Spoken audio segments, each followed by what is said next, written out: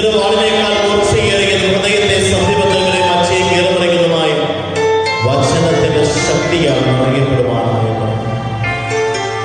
അവിടുന്ന് ഒരു വാക്കുകൊണ്ട് അരുളി ചെയ്തപ്പോൾ സകലതും സൃഷ്ടിക്കപ്പെട്ടു. ഈ ലോകത്ത് അവിടുന്ന് വാക്കുകൊണ്ട്, വചനം കൊണ്ട് സകലതിനെയും സൃഷ്ടിച്ചു. വചനം കൊണ്ട് സകലതിനെയും രക്ഷിച്ചു. വചനം കൊണ്ട് സകലതിനെയും വിശുദ്ധീകരിച്ചു.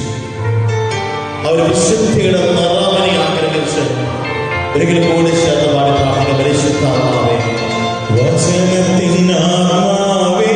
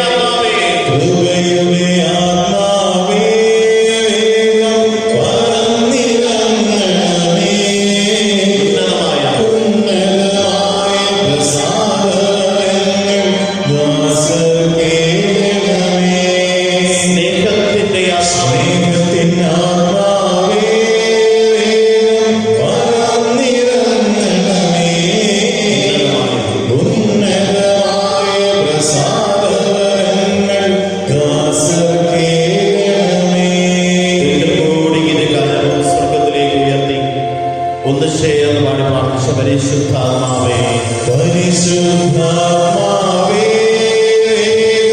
പറന്നിറങ്ങണമേ, ഉന്നതമായ പ്രസാദങ്ങൾ ദാസർക്കേകണമേ. നന്മ നിറഞ്ഞ മറിയമേ സ്വസ്തി, കർത്താവ് അങ്ങയുടെ കൂടെ സ്ത്രീകൾ അനുഗ്രഹിക്കപ്പെട്ടവളാകുന്നു. അങ്ങയുടെ തന്നെ ഫലമായി ഈശോ അനുഗ്രഹിക്കപ്പെട്ടവനാകുന്നു.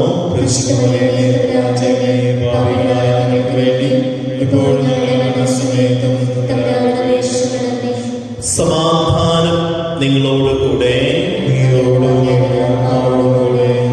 ഇന്ന് നമ്മുടെ വിശുദ്ധനായിട്ട് എടുത്തിരിക്കുന്ന തിരുവചന ഭാഗം വെളിപാടിന്റെ പുസ്തകം 12-ാമത്തെ അധ്യായം 1 മുതലുള്ള വാക്യങ്ങൾ. സ്വർഗത്തിൽ വലിയ ഒരടയാളം കാണപ്പെട്ടു. സൂര്യനെ ഉടയാടയാക്കിയ ഒരു സ്ത്രീ, അവളുടെ പാദങ്ങൾക്ക് അടിയിൽ ചന്ദ്രൻ, ശിരസിൽ 12 നക്ഷത്രങ്ങൾ കൊണ്ടുള്ള കിരീടം. അവർ ഗർഭിണിയായിരുന്നു. പ്രസവ വേദനയാൽ അവൾ നിലവിളിച്ചു. പ്രസവ ക്ലേശത്താൽ അവൾ ഞെരുങ്ങി. സ്വർഗത്തിൽ ഒരു അടയാളം കൂടി കാണപ്പെട്ടു. ഇതാ, അഗ്നിമയനായ ഒരു ഉഗ്ര സർപ്പം. അതിന് 7 തലയും 10 കൊമ്പും, തലയിൽ 7 കിരീടങ്ങളും. അതിന്റെ വാൽ ആകാശത്തിലെ നക്ഷത്രങ്ങളിൽ 3-1 വാരിക്കൂട്ടി ഭൂമിയിലേക്ക് എറിഞ്ഞു. ആ സ്ത്രീ പ്രസവിക്കുന്ന കുഞ്ഞിനെ വിഴുങ്ങാൻ സർപ്പം അവളുടെ മുൻപിൽ കാത്തുനിന്നു. അവൾ ഒരു ആൺകുട്ടിയെ പ്രസവിച്ചു. സകല ചെലവതങ്ങളെയും ഇരുമ്പ് തണ്ടുകൊണ്ട് ഭരിക്കുവാനുള്ളവനാണ് അവൻ. അവളുടെ ശിശു ദൈവത്തിന്റെയും അവിടുത്തെ സിംഹാസനത്തിന്റെയും അടുത്തേക്ക് സംഭവിക്കപ്പെട്ടു. ആ സ്ത്രീ മരുഭൂമിയിലേക്ക് ഓടിപ്പോയി. അവിടെ 1260 ദിവസം അവളെ പോറ്റുന്നതിന് ദൈവം സജ്ജമാക്കിയ ഒരു സ്ഥലം ഉണ്ടായിരുന്നു. നമ്മുടെ കർത്താവായ മിശിഹായെ വലതുകരമുയർത്തി ഹല്ലേലൂയ, യേശുവേ നന്ദി, യേശുവേ സ്തുതി, യേശുവേ ആരാധന, യേശുവേ മഹത്വം. ഇടതുകരമുയർത്തി ഹല്ലേലൂയ, ഹല്ലേലൂയ, ഹല്ലേലൂയ. യേശു മിശിഹായ്ക്ക് പ്രിയമുള്ളവരെ, ഈശോമിശിഹായിൽ ഏറ്റവും സ്നേഹം നിറഞ്ഞ മാതാപിതാക്കന്മാരെ, പ്രിയ സഹോദരി സഹോദരന്മാരെ, ആദ്യമായി തന്നെ ഏവർക്കും പരിശുദ്ധ കന്യകാമറിയത്തിന്റെ സ്വർഗാരോപണ തിരുനാളിന്റെ പ്രാർത്ഥനകളും മംഗളങ്ങളും ഏറ്റവും സ്നേഹപൂർവ്വം നേരുന്നു. പരിശുദ്ധ കന്യക ആത്മാവോടും ശരീരത്തോടും കൂടെ സ്വർഗത്തിലേക്ക് എടുക്കപ്പെടുകയും സ്വർഗീയ സിംഹാസനത്തിന്റെ, മഹിമയുടെ സിംഹാസനത്തിന്റെ അടുക്കൽ സ്വർഗരാജ്ഞിയായിട്ട് അവരോധിക്കുകയും ചെയ്യും. പരിശുദ്ധ അമ്മയോട് ചേർത്ത് വെച്ചുകൊണ്ട് പ്രത്യേകിച്ച് തിരുനാളിന്റെ ദിവസം നമ്മുടെ ജീവിതത്തെ കുറിച്ചൊന്ന് ധ്യാനിക്കുവാനായിട്ട് നമ്മളൊന്ന് പരിശ്രമിക്കുകയാണ്. പരിശുദ്ധ കന്യകാമറിയത്തിന്റെ സ്വർഗാരോപണ തിരുനാൾ ആഘോഷിക്കുമ്പോൾ നിങ്ങളുമായിട്ട് പങ്കുവയ്ക്കുവാനായിട്ട് ആഗ്രഹിക്കുന്നത് 3 കാര്യങ്ങളാണ്. പരിശുദ്ധ അമ്മയുടെ ജീവിതത്തിൽ വിളങ്ങിക്കണ്ട 3 കാര്യങ്ങൾ. ഒന്നാമതായിട്ട് പരിശുദ്ധ അമ്മ ശരീരത്തിന്റെ വിശുദ്ധിയെ കാത്തു പരിപാലിച്ച് ജീവിച്ചു. രണ്ടാമതായിട്ട് പരിശുദ്ധ അമ്മ ആത്മാവിന്റെ വിശുദ്ധിയെ കാത്തു പരിപാലിച്ച് ജീവിച്ചു. മൂന്നാമതായിട്ട് പരിശുദ്ധ അമ്മ സ്വർഗീയമായ ഒരു യാത്രയിൽ അല്ലെങ്കിൽ സ്വർഗത്തിൽ എത്തിച്ചേരുന്ന ഉറപ്പിൽ വിശ്വസിച്ച് ജീവിച്ചു. ഒന്നാമതായിട്ട് നമ്മൾ കാണുകയാണ് പരിശുദ്ധ കന്യകാമറിയം ശരീരത്തിന്റെ വിശുദ്ധിയിൽ ജീവിക്കുന്നു. പരിശുദ്ധ കന്യകാമറിയത്തിന്റെ ജനനത്തെ കുറിച്ച് ഇപ്രകാരമാണ് ബൈബിൾ പണ്ഡിതന്മാരും പാരമ്പര്യവും വിശുദ്ധ ജെയിംസിന്റെ പേരുള്ള അപ്പോക്കലിപ്റ്റിക്കൽ ബൈബിളും ഒക്കെ പറഞ്ഞു വെക്കുന്നത് പരിശുദ്ധ കന്യകാമറിയം അന്നായുടെയും യോവാക്കീമിന്റെ മകളായിട്ട് അവരുടെ വാർദ്ധക്യത്തിന്റെ അവസ്ഥയിൽ ജനിച്ച വ്യക്തിയാണ്. നമ്മൾ കാണുന്നത് പഴയ നിയമത്തില് അബ്രാഹത്തിനും സാറായ്ക്കും മാനുഷികമായ രീതിയിൽ ഒരു കുഞ്ഞ് ജനിക്കുവാൻ സാധിക്കാത്ത പ്രായത്തിൽ അവരെത്തിയപ്പോൾ എല്ലാ പ്രായവും ശരീരം ശോഷിച്ച അവസ്ഥയുണ്ടായപ്പോഴും ദൈവം ആ വരണ്ട ഭൂമിയിൽ നിന്ന് ഒരു പുതുജീവനെ കൊടുത്തുകൊണ്ട് കൃപയുടെ നിറവിലേക്ക് അബ്രാഹത്തിന്റെയും സാറായുടെയും ജീവിതത്തെ ദൈവം ഉയർത്തുന്നത്. പാരമ്പര്യം ഇപ്രകാരം പറയുകയാണ് അന്നായെ പറ്റിയും യോവാക്കീമിനെ പറ്റിയും. യോവാക്കീം ധനാഷ്ഠനും നീതിനിഷ്ഠയാൽ നിറയപ്പെട്ട ഒരു വ്യക്തിയുമായിരുന്നു. അന്നായാകട്ടെ പ്രാർത്ഥനയുടെ ഒരു വ്യക്തി. സമൂഹത്തിൽ നല്ല രീതിയിൽ ജീവിച്ചിരുന്ന ദമ്പതിമാർ. പക്ഷേ അവരുടെ വാർദ്ധക്യത്തിന്റെ അവസ്ഥയിലും അവർക്ക് ഒരു കുഞ്ഞ് ഇല്ലായിരുന്നു. അവരോട് കൽപ്പിക്കപ്പെട്ടതിന്റെ ഇരട്ടി കാഴ്ചദ്രവ്യങ്ങള് ഓരോ പ്രാവശ്യവും ദേവാലയത്തില് അവര് സമർപ്പിച്ചിരുന്നു. എന്തിനു വേണ്ടിയിട്ട്? തങ്ങളുടെ പാപപരിഹാരത്തിന് വേണ്ടിയിട്ടും തങ്ങളുടെ ചുറ്റുമുള്ള ജനത്തിന്റെ പാപപരിഹാരത്തിന് വേണ്ടിയിട്ടും. നീതിനിഷ്ഠയില് അധിഷ്ഠിതമായ ജീവിതം ജീവിച്ച വ്യക്തിയാണ് യോവാക്കീം. പക്ഷേ അവർക്കൊരു കുഞ്ഞില്ലായിരുന്നു. സമൂഹത്തിന്റെ മുൻപില് അവരൊരു പരിഹാസ പാത്രമായിട്ട് അതുകൊണ്ട് തീർന്നു. ചില വ്യക്തികളൊക്കെ പറഞ്ഞു വെച്ചു അതൊരു ശാപത്തിന്റെ അടയാളം, പാപത്തിന്റെ ബന്ധനത്തിന്റെ അടയാളം, തകർച്ചയുടെ അടയാളം എന്നൊക്കെ. പക്ഷേ അവർ നിക്ഷമായിട്ട് ദൈവത്തിൽ വിശ്വസിച്ച് പ്രാർത്ഥിച്ചു. ഒരു പ്രാവശ്യം ദേവാലയത്തില് കാഴ്ചദ്രവ്യങ്ങൾ സമർപ്പിക്കുവാനായി ചെന്നപ്പോൾ അവിടെ ഉണ്ടായിരുന്നവർ പറഞ്ഞു, ഇപ്രാവശ്യം ആദ്യം നിങ്ങൾ സമർപ്പിക്കേണ്ട, കാരണം മക്കളില്ലാത്ത ദമ്പതിമാരെന്ന് പറയുന്നത് ഒരു വിധത്തിലുള്ള ബന്ധനത്തിന്റെ അട്ടയാണ്. ഇത് കേട്ട അണ്ണ കണ്ണീരോടെ തന്റെ ഭവനത്തിലേക്ക് പോയി 40 ദിനരാത്രങ്ങൾ പ്രാർത്ഥനയിൽ ചെലവഴിച്ചു. യോവാക്കീം മരുഭൂമിയിൽ പോയി ഉപവാസത്തിലും പ്രാർത്ഥനയിലും ചെലവഴിച്ചു. അപ്രകാരം കണ്ണീരിന്റെയും ഉപവാസത്തിന്റെയും പ്രാർത്ഥനയുടെയും ഫലമായിട്ട് ദൈവം അനുഗ്രഹിച്ചു നൽകിയ മക്കളാണ് പരിശുദ്ധ കന്യകാമറിയം. എപ്രകാരം ഉത്ഭവ പാപത്തിൽ പെടാതെ ദൈവം തന്റെ വചനത്തിന് മാംസം ധരിക്കുവാനുള്ള ഉത്തരമായി വിശുദ്ധിയാൽ നിറച്ചുകൊണ്ട് പരിശുദ്ധ കന്യകാമറിയത്തെ അന്നായുടെ യോവാക്യമിന്റെ മകളായിട്ട് നൽകി. അന്നായുടെ യോവാക്യമിന്റെ മകളായിട്ട് പരിശുദ്ധ കന്യകാമറിയത്തെ ദൈവം നൽകുമ്പോൾ ദൈവത്തിന് ഒരു വലിയ പദ്ധതി ഉണ്ടായിരുന്നു, സ്വപ്നമുണ്ടായിരുന്നു മനസ്സിൽ. ഉത്ഭവ പാപത്തിൽപ്പെടാതെ, പാപലേപനേഷമേൽക്കാതെ ഈ മകളെ ഇവരുടെ മകളായിട്ട് നൽകുമ്പോൾ കർമ്മ പാപത്തിൽപ്പെടാതെ ഈ മകളെ ഈ മാതാപിതാക്കള് കാത്തു പരിപാലിക്കും, സംരക്ഷിക്കും എന്ന്. പ്രിയമുള്ളവരെ, പരിശുദ്ധ കന്യകാമറിയം ശരീരത്തിന്റെ വിശുദ്ധിയെ തീക്ഷ്ണമായിട്ട് ഉത്ഭവ പാപവും കർമ്മപാപവും ഇല്ലാതെ കാത്തു പരിപാലിച്ച് ജീവിച്ച ഒരു വ്യക്തി. നമ്മളത് പരിശോധിച്ചു നോക്കണം. എത്രമാത്രം ഒരു വിശുദ്ധിയുടെ നിറവിൽ ജീവിക്കുവാനായിട്ട്, എത്രമാത്രം ദൈവികതയുടെ ചൈതന്യത്താൽ നിറയപ്പെട്ടുകൊണ്ട് ജീവിതത്തെ അനുഗ്രഹമാക്കാനായിട്ട് ഈ കാലഘട്ടത്തിൽ ജീവിക്കുന്ന നമുക്ക് ഓരോരുത്തർക്കും സാധ്യമാകുന്നുണ്ട്. നമ്മൾ ആത്മാർത്ഥമായിട്ട് പരിശോധിക്കണം. എത്രമാത്രം ഒരു ദൈവിക വിശുദ്ധിയുടെ നിറവിന് നമ്മുടെ ജീവിതങ്ങളെ നയിക്കാനായിട്ട് നമുക്ക് സാധ്യമാവുകയാണ്. റോമാക്കാർക്ക് എഴുതിയ ലേഖനം 8-ാമത്തെ അധ്യായം 35-ാമത്തെ വാക്യം പ്രകാരം പറയുകയാണ്, ക്രിസ്തുവിന്റെ സ്നേഹത്തിൽ നിന്ന് ആര് നമ്മെ വേർതിരിക്കും? ക്ലേശമോ, ദുരിതമോ, പീഡനമോ, പട്ടിണിയോ, നഗ്നതയോ, ആപത്തോ, വാളോ?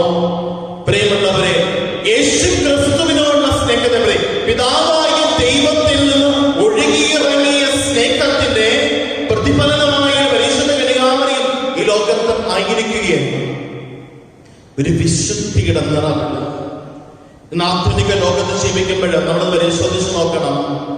ഈ ലോകത്തിന് അനുരൂപരായി മാറിക്കൊണ്ട് ഈ ലോകത്തിൻ്റെതായ ചേഷ്ടകൾക്കും ഈ ലോകത്തിൻ്റെതായ സുഖങ്ങൾക്കുമൊക്കെ നമ്മുടെയൊക്കെ ശരീരങ്ങളെ വിട്ടുകൊടുക്കുന്ന ഒരു മനോഭാവമാണോ നമ്മളെയൊക്കെ ഇന്ന് കീഴ്പ്പെടുത്തിയിരിക്കുന്നത്? റോമാക്കാർക്ക് എഴുതിയ ലേഖനം 12-ാമത്തെ അധ്യായം 2-ാമത്തെ വാക്യം പറയുകയാണ്, നിങ്ങൾ ഈ ലോകത്തിന് അനുരൂപരാകരുത്, പ്രത്യുത നിങ്ങളുടെ മനസ്സിന്റെ നവീകരണം വഴി രൂപാന്തരപ്പെടുവിൻ. നിങ്ങളുടെ മനസ്സിന്റെ നവീകരണം വഴി രൂപാന്തരപ്പെടുവാനായിട്ട് നമ്മുടെ ജീവിതത്തിൽ നമുക്ക് സാധിക്കണം. ഇന്ന് ശരീരത്തിന്റെ വിശുദ്ധിയുടെ മേഖല. പരിശുദ്ധ കന്യകാമറിയത്തിന്റെ സ്വർഗാരോപണ തിരുനാൾ ആഘോഷിക്കുമ്പോൾ നമ്മുടെ മുൻപിൽ ഒരു വെല്ലുവിളിയുടെ ശബ്ദമാണ്. നമ്മൾ ശ്രദ്ധിച്ചു നോക്കണം. എത്രമാത്രം ശരീരത്തിന്റെ വിശുദ്ധിയെ കാത്തുപരിപാലിച്ചുകൊണ്ട് ഈ ലോകത്തിൽ ജീവിക്കാനായിട്ട് ഇത് നമുക്ക് സാധ്യമാക്കുന്നു. പഞ്ചേന്ദ്രിയങ്ങളെ നിയന്ത്രിച്ചുകൊണ്ട്, ആഗ്രഹങ്ങളെ, അഭിലാഷങ്ങളെ അടക്കി നിർത്തിക്കൊണ്ട് ദൈവികമായ ഒരു ജീവിതമാണ് ഞാൻ നയിക്കേണ്ടത് എന്ന് എന്റെ ശരീരത്തെ പറഞ്ഞു പഠിപ്പിക്കുവാനായിട്ട്, ജീവിതത്തിലൂടെ അഭ്യസിപ്പിക്കുവാനായിട്ട് എത്രമാത്രം ജീവിതത്തിൽ പറ്റുന്നത്. കൊരിന്തോസുകാർക്ക് എഴുതിയ 1-ാമത്തെ ലേഖനം 5-ാമത്തെ അധ്യായം 7-ാം വാക്യം ഇപ്രകാരം പറയുകയാണ്, നിങ്ങൾ പുളിപ്പില്ലാത്ത പുതിയ മാവ് ആകേണ്ടതിന് പഴയ പുളിപ്പിനെ നീക്കിക്കളയുക. നിങ്ങൾ പുളിപ്പില്ലാത്ത പുതിയ മാവ് ആകേണ്ടതിന് പഴയ പുളിപ്പിനെ നീക്കിക്കളയുക. വീണ്ടും പറയുകയാണ്, കൊരിന്തോസുകാർക്ക് എഴുതിയ 1-ാമത്തെ ലേഖനം 6-ാമത്തെ അധ്യായം 18-ാമത്തെ വാക്യം പ്രകാരം പറയുകയാണ്, വ്യഭിചാരത്തിൽ നിന്ന് ഓടിയകലുവിൻ.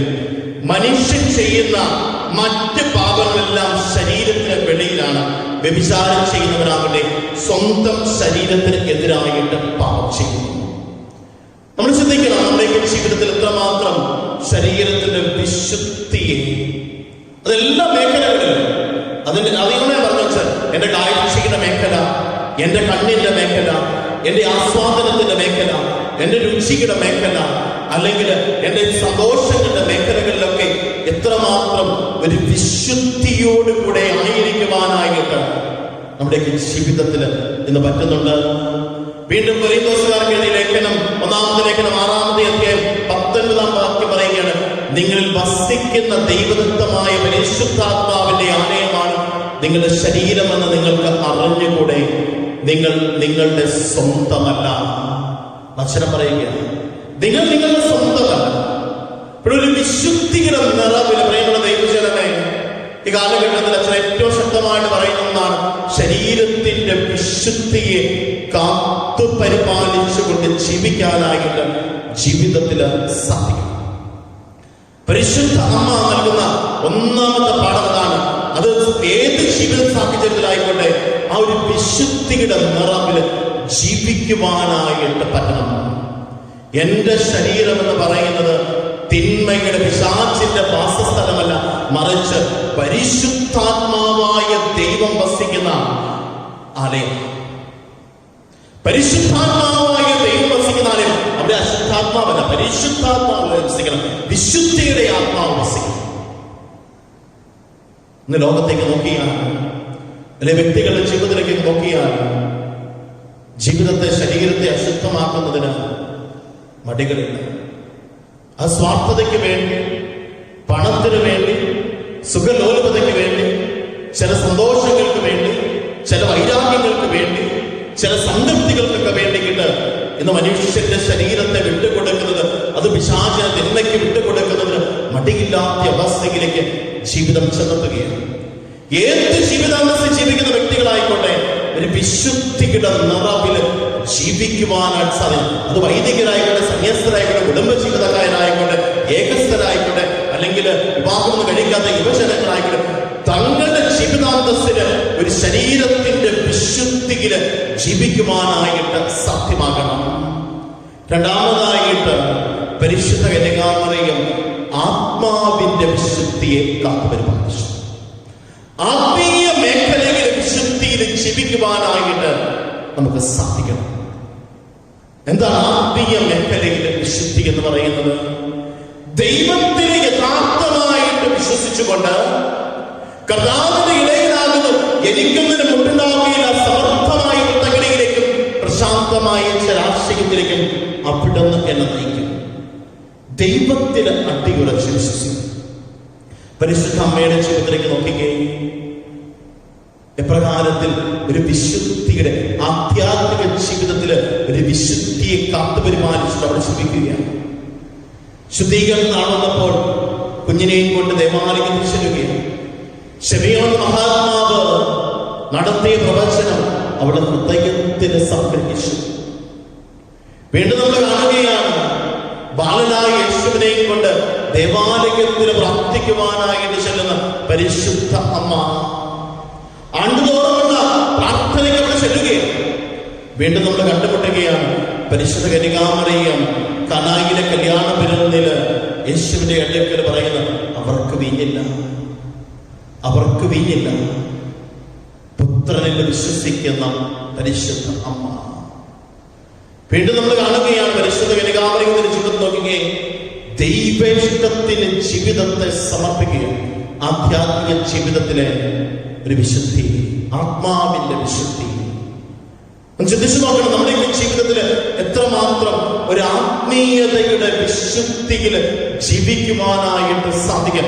ആത്മീയതയുടെ കാപട്യങ്ങളല്ല പറയുന്നത്, ആത്മീയതയുടെ കാപട്യങ്ങൾ അല്ലെങ്കിൽ പരിസയ മനോഭാവത്തോടു കൂടിയുള്ള പ്രാർത്ഥനയല്ല പറയുന്നത്, മറിച്ച് ദൈവത്തിൽ അടിയുറച്ച് വിശ്വസിക്കുവാൻ കർത്താവ് എനിക്ക് തരും, ദൈവം എന്റെ കൂടെ, ദൈവം എന്നെ വഴി നടത്തും.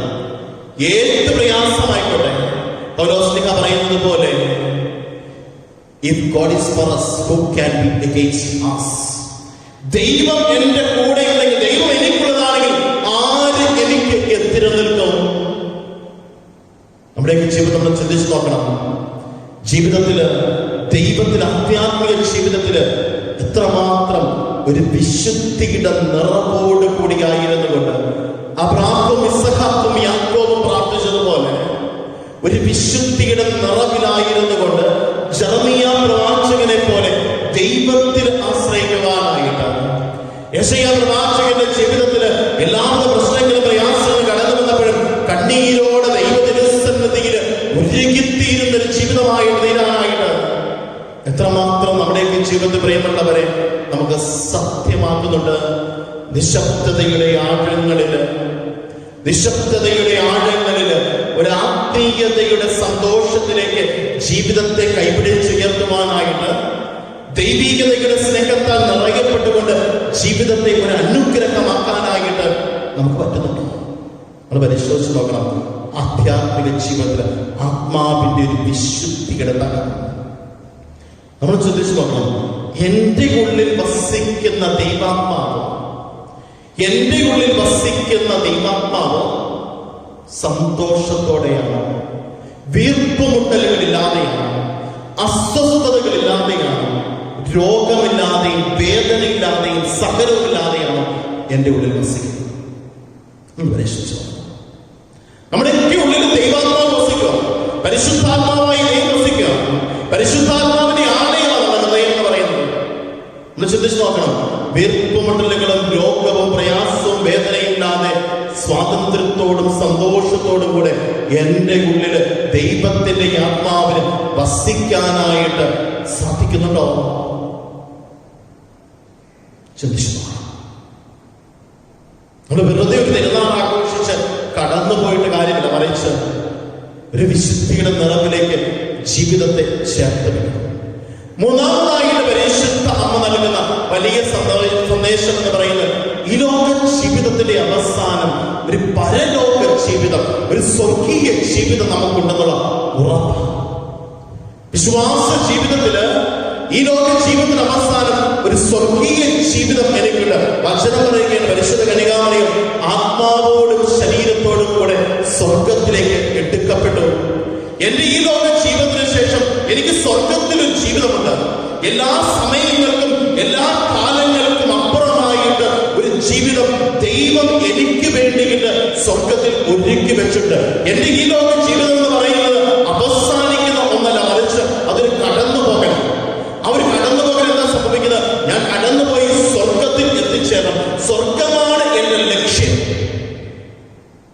ഈ ലോകത്തിലെ സഹനങ്ങളോ ദുഃഖങ്ങളോ ആകുലതകളോ പ്രലോഭനങ്ങളോ പ്രയാസങ്ങളോ തിന്മകളോ ഒന്നുമല്ല, മറിച്ച് എന്റെ ജീവിതത്തിലുണ്ടാകുന്ന സ്വർഗം എന്ന് പറയുന്ന ലക്ഷ്യമാക്കി യാത്ര ചെയ്യണം. സ്വർഗത്തെ ലക്ഷ്യമാക്കിയുള്ള യാത്ര. നമ്മുടെ ജീവിതം ചിന്തിച്ച് നോക്കുകയും ഒരു സ്വർഗീയമായ ജീവിതത്തെ സ്വപ്നം കണ്ടുകൊണ്ട്, സ്വർഗീയമായ ജീവിതത്തെ ദർശന ഭാഗ്യത്തിൽ കണ്ടുകൊണ്ട് ജീവിക്കുവാനായിട്ട് നമുക്ക് പറ്റുന്നുണ്ടോ? പരിശുദ്ധ അമ്മയെ പോലെ ഒരു സ്വർഗത്തിന്റെ മഹിമയിലേക്ക് ജീവിതം എത്തിച്ചേരണമെന്ന്, സ്വർഗീയമായ ഒരു ആനന്ദം ജീവിതത്തിൽ ഉണ്ടാകണമെന്ന് നമ്മൾ എത്രമാത്രം ആഗ്രഹിക്കുന്നുണ്ട്. പ്രിയമുള്ളവരെ, ആഗ്രഹിക്കുന്ന ജീവിതം ലഭിക്കുന്നുണ്ടോ? നമ്മൾ തീക്ഷ്ണമായിട്ട് ആഗ്രഹിച്ച് സ്വർഗോന്മുഖമായ ഒരു യാത്രയെ നമ്മൾ നയിക്കുന്നത്. അപ്പൊ ആ സ്വർഗീയ ജീവിതത്തിന്റെ അനുഭവത്തിലേക്ക് ജീവിതത്തെ നമ്മൾ ചേർത്ത് വെക്കണം.